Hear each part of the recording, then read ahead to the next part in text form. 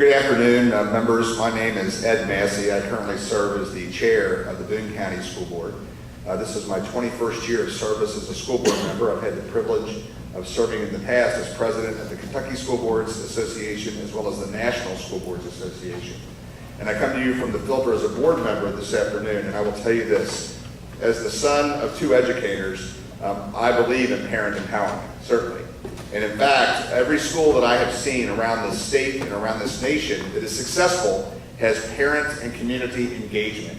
In fact, in Boone County, we give a Parent Power Award for parents that are recognized for doing outstanding things within our school district. So parents, we believe, are vital. As Senator Schickel said earlier, the problem with the councils and their current construction is that realistically, with 3 teachers, 2 parents, and a principal, there is certainly a way to control, if a district wants to, or school wants to, the council. And that becomes problematic. What I would submit to you, though, is irrespective of the council, whether it's there in an advisory capacity or whether it's there in the capacity of input towards decisions, the fact is you have to have parents involved in any school to be successful, and it's going to be a lot more than just 2 parents. In fact, in some of our elementary schools, at one point we had an elementary school in Boone County that had 1,300 students.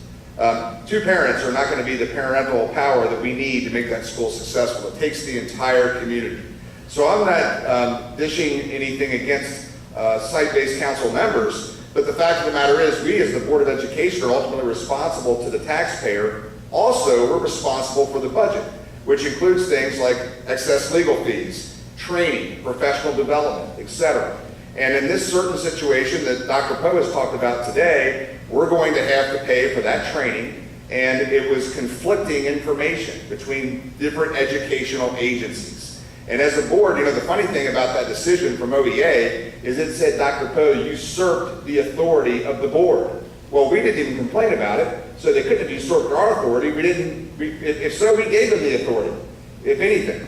So he couldn't have usurped our authority. He didn't usurp the authority of the site-based council because they didn't complain about it, but a few people that were disgruntled complained to OEA. And as a result, we got a decision that's now an unfavorable decision with no way to appeal that decision. And so we're having to live within that, but we bring that to you saying we need to resolve these conflicts, either through regulation or through some kind of change in the way the councils are working.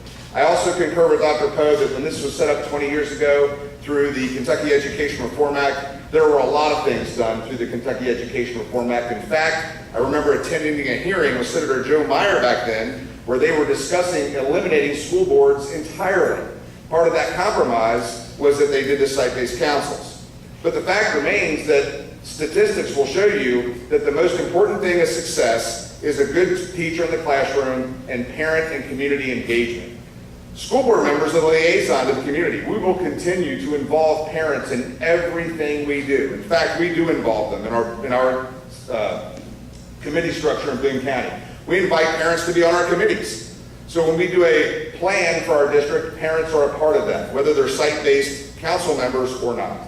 So for all of those reasons, I think I too applaud all of you for having this conversation. I applaud Senator Schickel. We can certainly tell you that we are friends, but we certainly have not been on the same side on every argument. I know many of you here, when I was president of KSBA, we didn't agree on everything. And that's okay. That's what makes a democracy. But the fact of the matter is, at the end of the day, it's all about the best interest of our children. And expending dollars on unnecessary litigation because of conflicts between differing educational agencies is not in the best interest of our children. Thank you.